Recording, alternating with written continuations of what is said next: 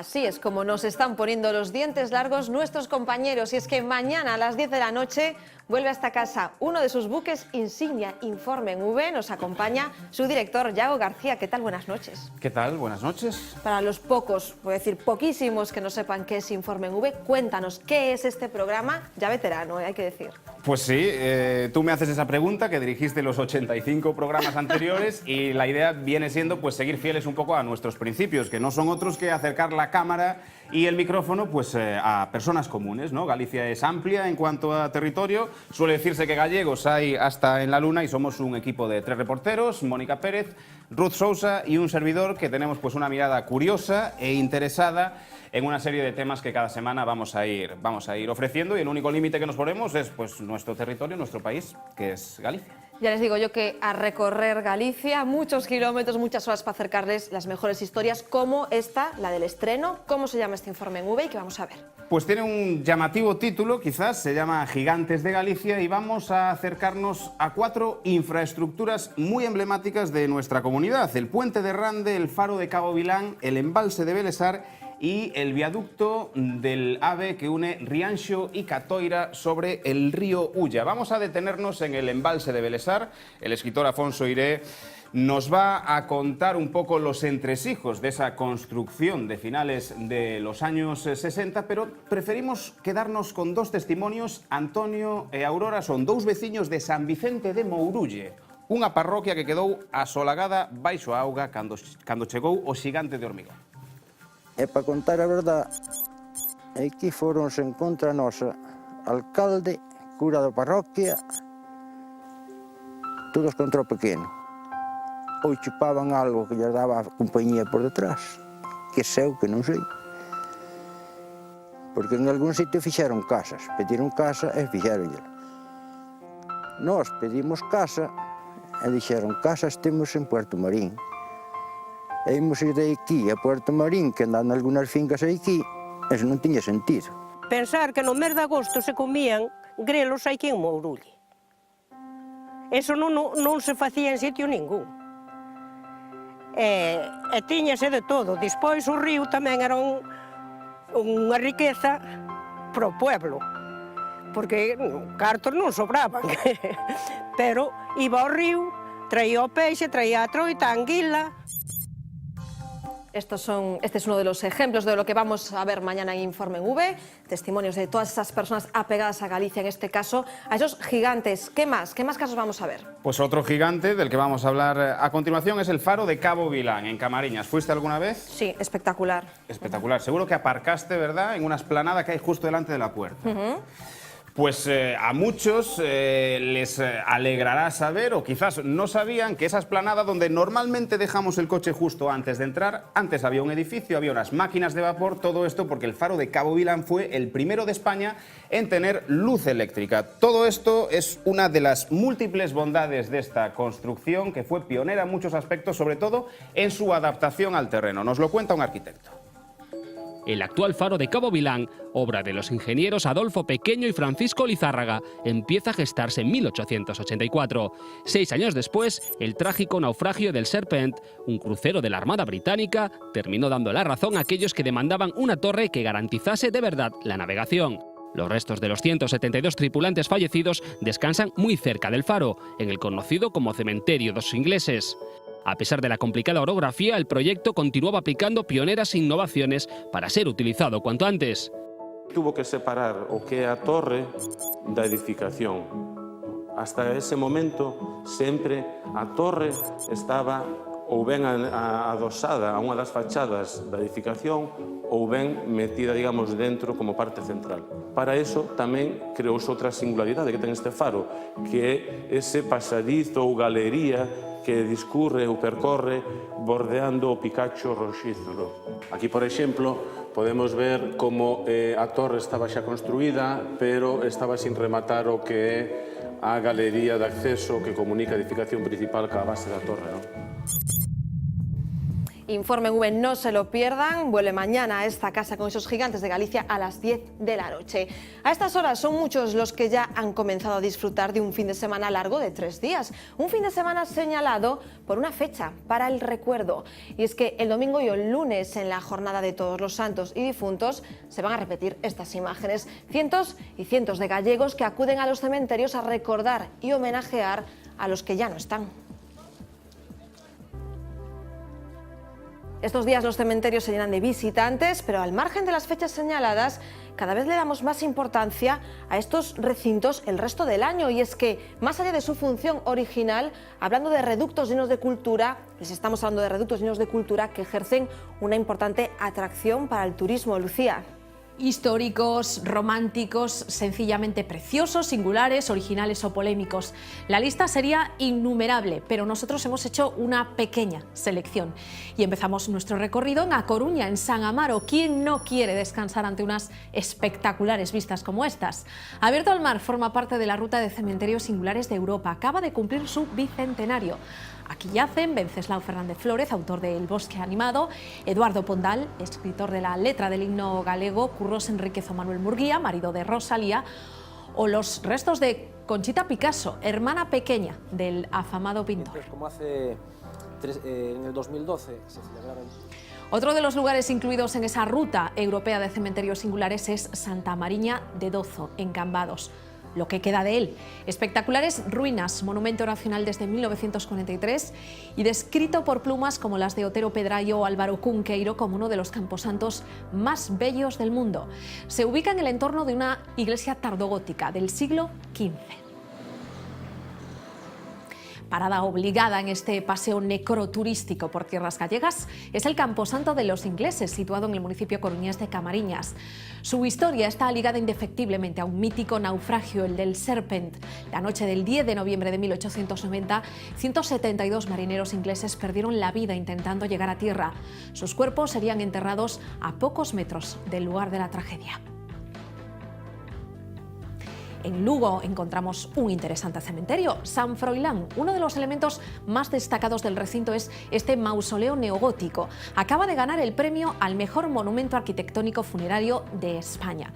Fue construido en la segunda mitad del siglo XIX y desde 2012 forma parte del patrimonio municipal tras habérselo cedido al concello la familia Armando Durán. Un cementerio no tiene por qué ser sinónimo de tristeza y para muestra el multicolor de Dumbría, un original camposanto con lápidas de vistosos colores y placas que imitan el ramaje de los árboles, diseñado por la arquitecta pontevedresa Rosana Pichel, una novedosa estética revolucionaria en este tipo de construcciones que sin embargo se ha ganado el aplauso de los vecinos. Todo lo contrario a este otro, original también, pero muy polémico, obra del prestigioso arquitecto César Portela. 168 nichos de granito repartidos en 14 cubos, ubicados a los pies del faro de Fisterra, multigalardonado a nivel internacional y sin embargo abandonado a lo largo de estos años. Solo ha tenido un inquilino, un ocupa, que se coló en el recinto y que utilizó uno de los nichos para descansar. Salimos de Galicia, nos vamos hasta San Sebastián, donde se encuentra otro cementerio catalogado, el de Polloé.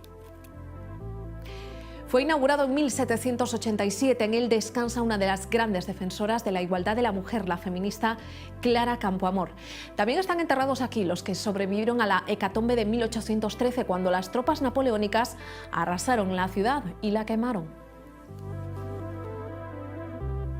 Construido en la ladera del monte barcelonés del mismo nombre y mirando al Mediterráneo, tampoco pueden quejarse de vistas los habitantes del cementerio de Montjuïc. Fue levantado en 1883 y vino a suplir el problema de la falta de espacio en la ciudad condal a raíz de la expansión demográfica. En él están enterrados el músico Isaac Albéniz, el artista Joan Miró o el que fuera presidente de la Generalitat, Lluís Companys. El cementerio de Monturque, en Córdoba, fue declarado bien de interés cultural por las cisternas romanas aparecidas en su subsuelo, una importante obra de ingeniería que se puede visitar y que permaneció oculta durante más de 1000 años. Fueron descubiertas en el siglo XIX, cuando una epidemia de cólera obligó a ampliar el camposanto. Fuera de nuestras fronteras, fuera de España, encontramos uno de los exponentes de la cultura funeraria de todos los tiempos. El Valle de los Reyes y las Reinas en Egipto, una de las civilizaciones que más importancia dio a la muerte. Este lugar fue utilizado entre los años 1550 y 1070 a.C. y sirvió para enterrar a faraones de varias dinastías. Entre las tumbas más famosas están aquí las de Tutankamón y Ramsés II. Otro espacio impresionante, el mausoleo de Qin Shi Huang en la ciudad china de Xi'an. El emperador Liu Qiu, unificador de China y responsable de la construcción de la Gran Muralla, se hizo enterrar junto a un impresionante ejército de terracota formado por 8.000 figuras a tamaño real. 22 siglos después, el palacio subterráneo permanece todavía oculto. Hablar de París es hablar de romanticismo, también en torno a la muerte. Père Lachaise es uno de esos rincones que no deberían dejar de visitar si se dejan caer por la ciudad de la luz. De hecho, es una de las atracciones turísticas más importantes de la capital francesa. Aquí reposan los restos de literatos como Molière, Wilde, Proust o Balzac, cantantes como Edith Piaf, Maria Callas o Jim Morrison, el filósofo Comte o el genial músico Chopin. Y terminamos este paseo turístico por la muerte en la vecina Portugal.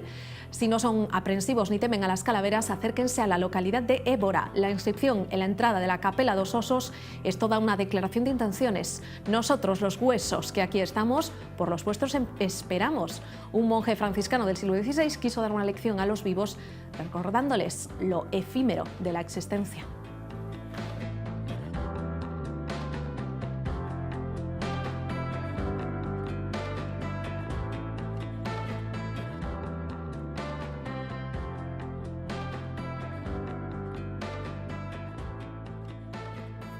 Completísimo recorrido recibimos en el plató de Más que Contar para hablar de la singularidad secreta de nuestros cementerios a Suso Martínez. Que tal, Suso? Moi boas noites. Hola, que tal? Boas noites. Seguro que coñecen, sobre todo na cidade da Coruña, el guía do cementerio de San Amaro, entre outras cousas, e tamén historiador. Que che pareceu este percorrido que fixemos? Xa ves que nos estendemos a todo o mundo porque nesto hai moito do que falar. Sí, como ten que ser, además dicíado moi ben, non? É un itinerario de carácter cultural, exactamente igual que o Camiño de Santiago. Isto é moi importante, non?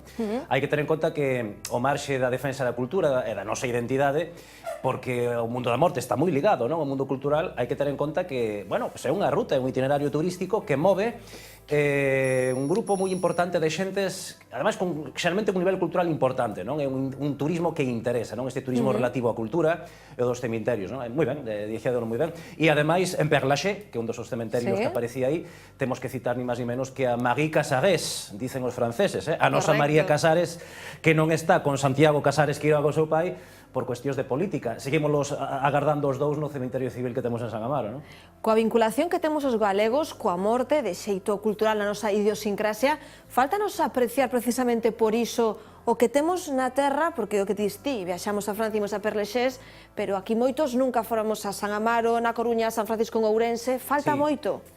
É que somos atlánticos, non? É que temos que entender inicialmente a idiosincrasia un pouco da nosa xente, non? Fíxete, isto non é de agora. Un inglés extraordinario que visitou España e fixo un viaxe absolutamente tremendo naquele entón un país exótico, na época fíxete, na década dos 30 do século XIX, como era Jorgito el inglés, non? George Borrow, que era un vendedor de Biblias anglicano que fixo unha viaxe extraordinaria intentando vender Biblias, non? Pois el dicía, despois de visitar Galicia, dicía o seguinte, non? Eu estive en Galicia, un lugar onde os vivos viven cos mortos, non? Isto quere dicir que o tema da morte para nós, non só para nós, os nosos veciños de Irlanda, de todo ese mundo atlántico, non? Vivimos a morte como algo moi próximo, pero algo que ten que respetarse, non? Donde hai barreiras moi nítidas, non? Decíame unha señora que cando empezamos as visitas a San Amaro fai 3 anos, era unha cousa absolutamente novidosa, non? Entón a señora tiña as súas reticencias, non? Acordome, además veu na primeira visita histórica que fixemos, aquel histórico 25 de agosto do ano 2013, non?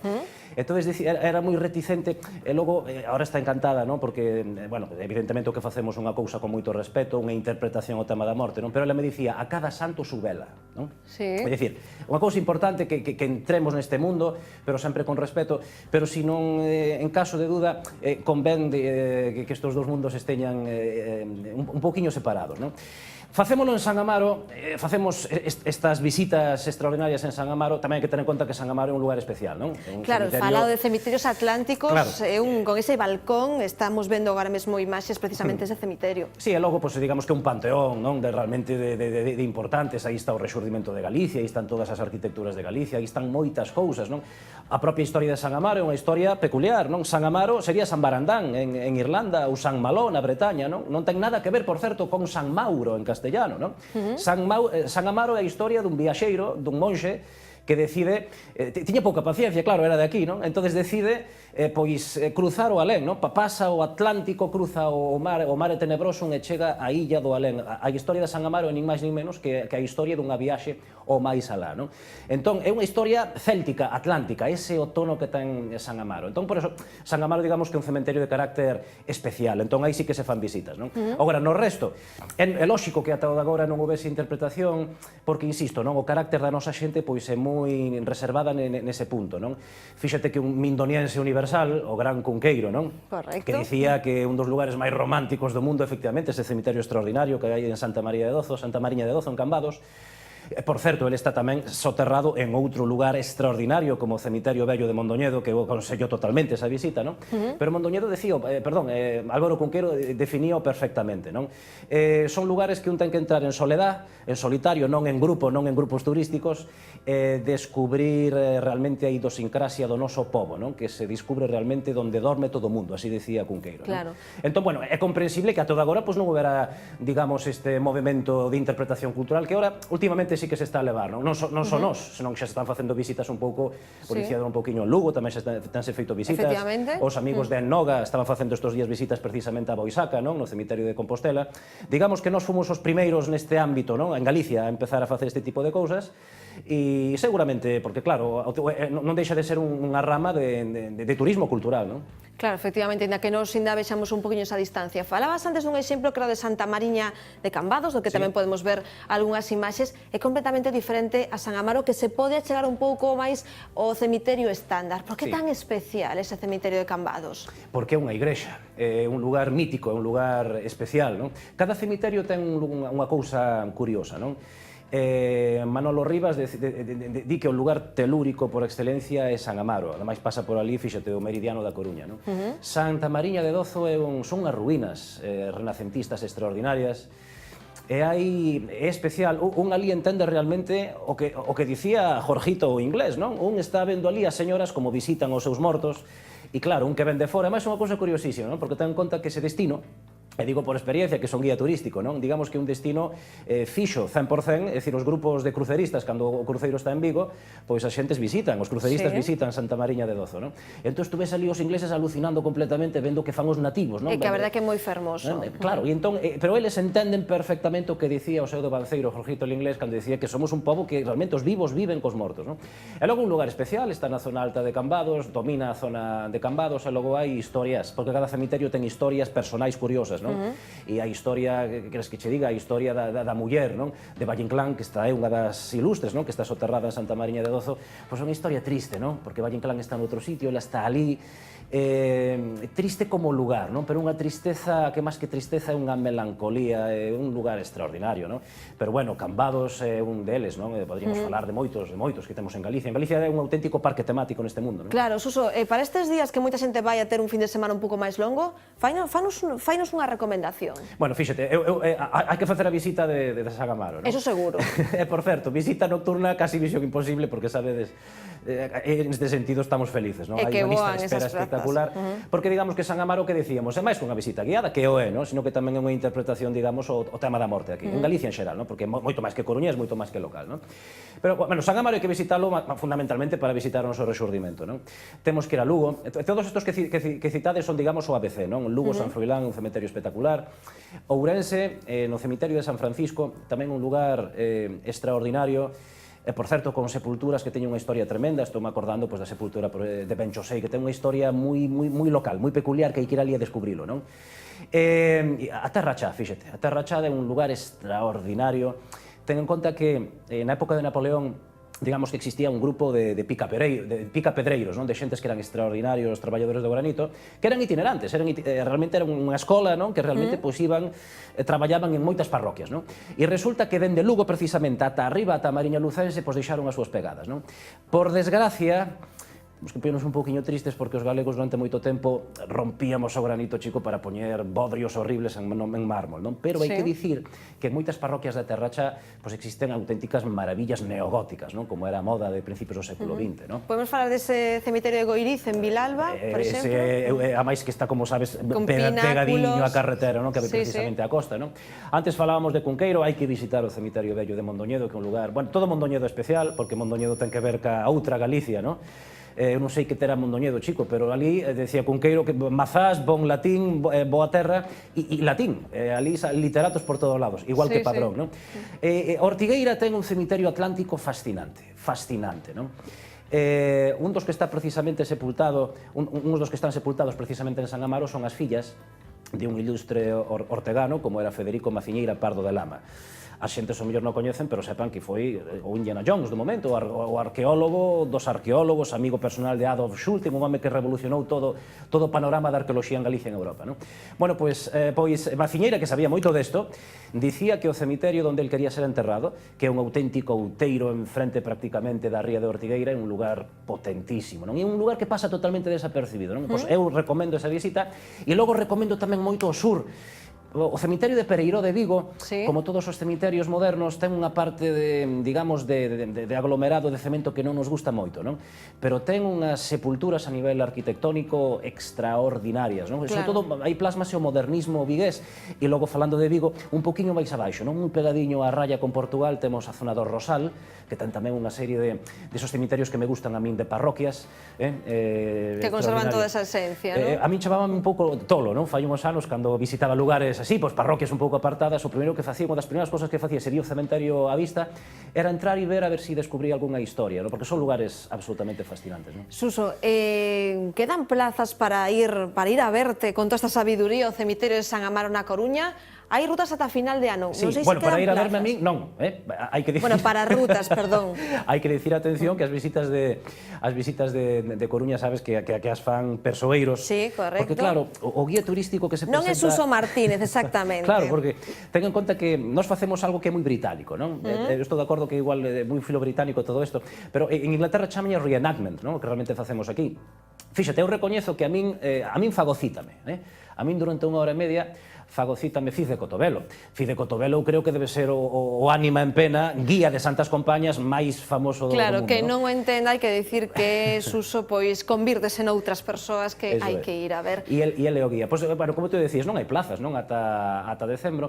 Entón, as xentes o que teñen que facer é chamar o primeiro día do mes entrante xa de novembro para apuntarse a decembro, non? Na seguinte quenda.